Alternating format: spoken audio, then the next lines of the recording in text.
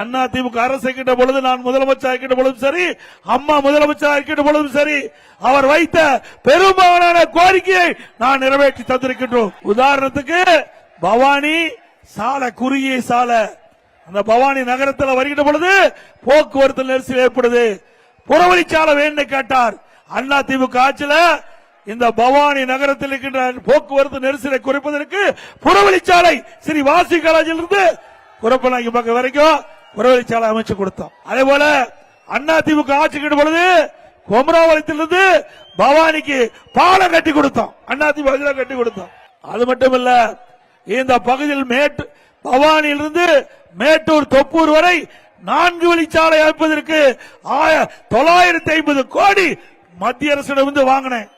ஆனா திமுக அரசாங்கம் வந்தவுடனே வேண்டும் என்று திட்டமிட்டு அண்ணா திமுக ஆட்சியில் கொண்டு வரப்பட்ட திட்டம் என்ற காரணத்திற்காக அந்த திட்டத்தை அப்படியே முடக்கி 2 பக்கமும் ஒவ்வொரு மீட்டர் அகலப்படுத்தி திட்டத்தை நாசம் பண்ணிட்டாங்க. அற்புதமான திட்டம் 4 வழிச்சாலை. இந்த பகுதி மக்கள் போக்குவரத்து நெரிசல் இல்லாம இன்றைக்கு தருமபுரி வரை செல்லக்கூடிய சாலை மேட்டூர் தொப்பூர், அதையும் முடக்கிய அரசாங்கம் திமுக அரசாங்கம். இப்படி அண்ணா திமுக ஆட்சியில் கொண்டு வரப்பட்ட திட்டத்தை எல்லாம் முடக்கிய ஆட்சி தேவையா?